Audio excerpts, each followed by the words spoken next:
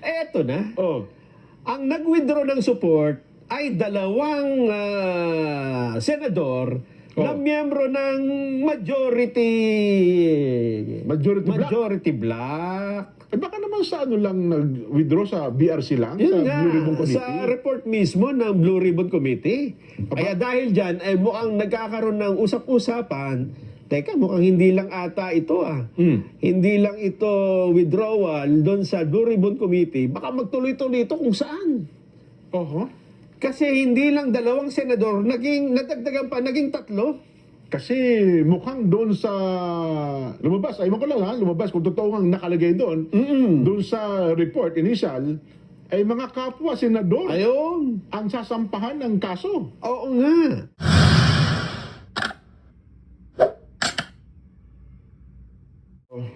Abagay, sa kabilang banda naman, si BP Inday Sara, in-expect naman niya, Nelson, na magpupush talaga itong impeachment laban sa kanya. Kaya sabi niya, bago pa po ako sinampahan ng kaso, buo na yung defense team ko. Alam ko na yan. Alam ko na. Buo na po ang defense team ko at parang isang taon na sila naghahanda para sa kanilang depensa. Tama, oo. Yan po ang nangyari. Kaya sabi namin sa inyo kanina, sa pagbungad pa lamang ay mayroon pong nagtagumpay, meron po namang lihim na nagtagumpay, ang iba po naman ay napaisip, napailing, napatungo, ang iba po naman ay wala lang. Walang pakialam. Bahala sila, sabi niya ron. Sa Senado naman, Yan, ay inabangan mainit natin. po ngayon ang usapan. Mainit ba? Mainit mo merong mga palihim na usapan at may patalikuran na nangyayari na hindi ho natin nakikita, hindi natin nababalitaan. Nanonood ako kanina sa session nila, parang masaya naman binigyan ng pagkilala ng Senado yung ating mga atleta. Na sumali sa Southeast Asian Games. Oo. Parang Nandun okay lahat naman sila, parang Nagpipicture. Mukhang hanggang ngayon nagpipicture kasi naka-standby pa yung kanilang live streaming. Kasi sabi Hintay ni, natin, ang parang nag-motion si Senador Pia Cayetano. Tapos sabi, muna tayo, picture muna tayo, kasama ng mga atleta. Standby lang kayo dyan, para nang sunod, ibabalik kami. So Hanggang inabangan ngayon. natin. Baka nagmimerienda. Baka bumuo pa ng isang basketball team kay soccer game siguro. Pero bago yan, Jen, mukhang nagkaroon po ng withdrawal of support. Nabalita mo ba to? Parang, ewan ko lang Ha? Oo. Merong mga senador ang nag-withdraw ng suporta. Alam mo kung kanino? Kanino? Sa Blue Ribbon Committee. Nag-withdraw ng Nag-withdraw ng suporta. Yes. Bakit? Ano bang, parang wala namang hearing ang Blue Ribbon Committee itong mga nakalipas na araw. Wala nga. Kaya lang. Oo. May rekomendasyon na kasi ang Blue Ribbon na mga kakasuhan. Ito daw yung initial report. Oo. Pero draft pa lang daw yan Yun nga. Ang sabi kasi nila ay, teka muna, meron na kayong ilalabas na report? Oo. Parang hindi namin mapapayagan yata yung report na yan. But ano ba ang pinaka-gist nung report na yan? Oo. Eto na. Naku po.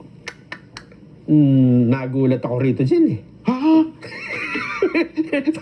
parang may nagulat ako. Hindi ako kasi impit Pigil ang pagkakagulat ko Eto na.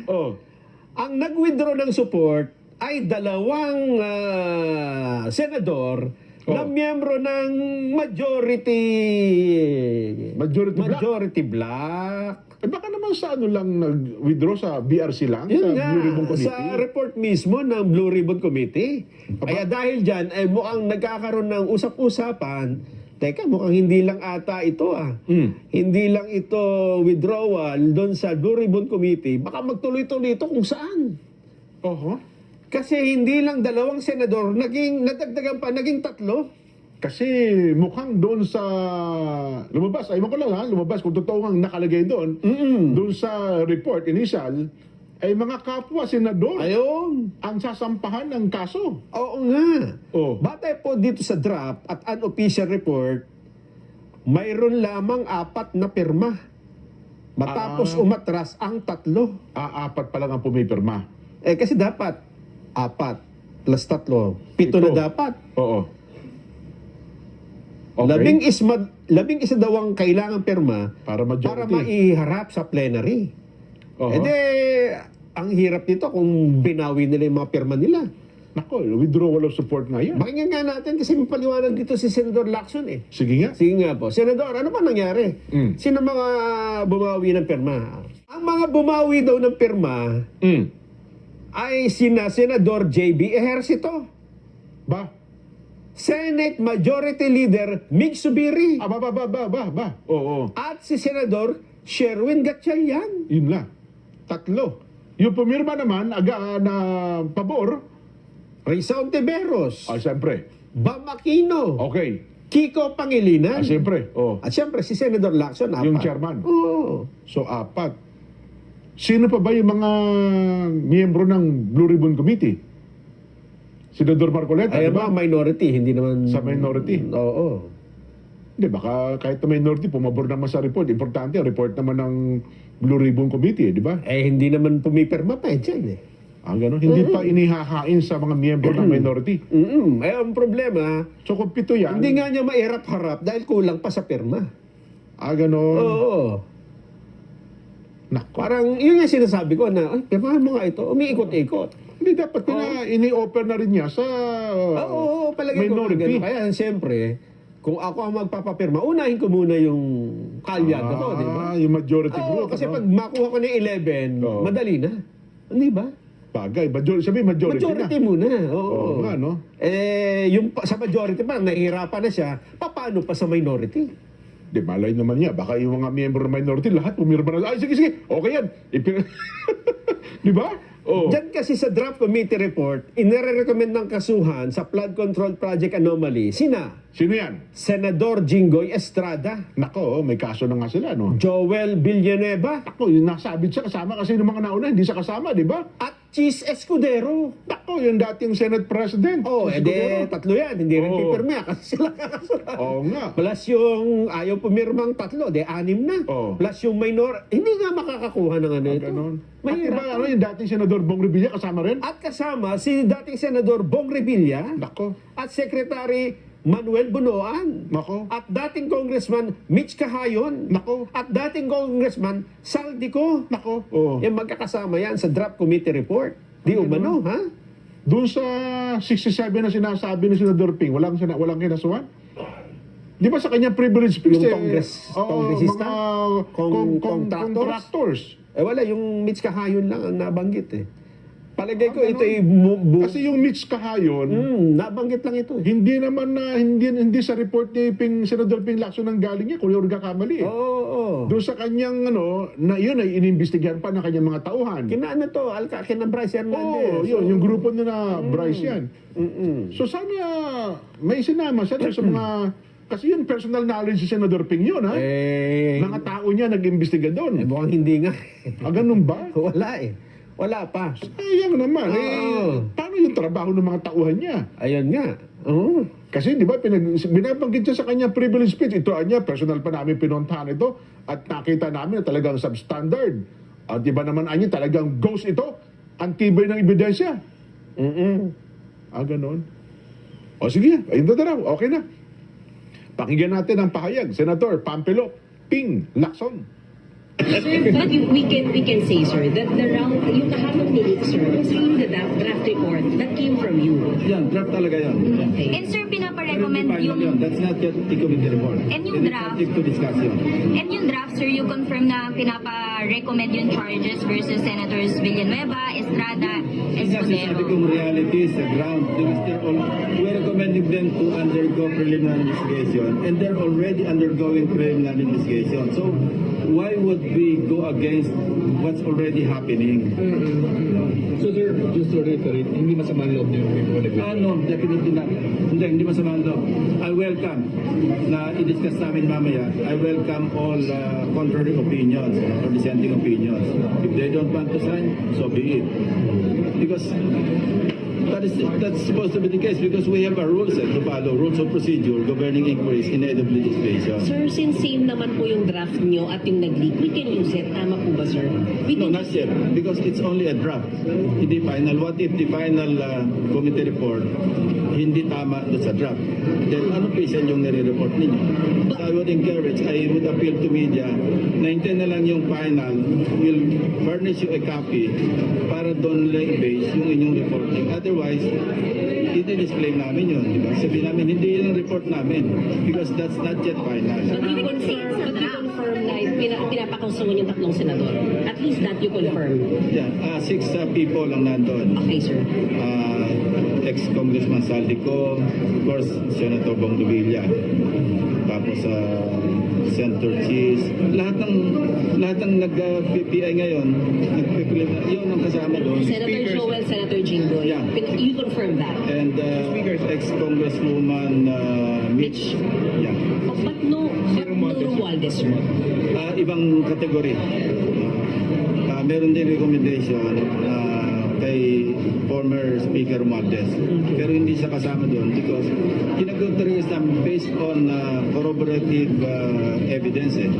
Kasi all others, yung nasa first category, not only the legislators, pati DPWH officials, marami yun, COA, lahat. Pero sa legislators, kinategorize namin sila into different levels. Yung pinakahuling level, ito yung na-mention ng pangalan, pero walang validation at saka walang corroboration. So how will we treat them? Because their names were mentioned, they will be mentioned in the committee report. Pero ang recommendation is further fact-finding inquiry. Ayun. So yun na, Sean.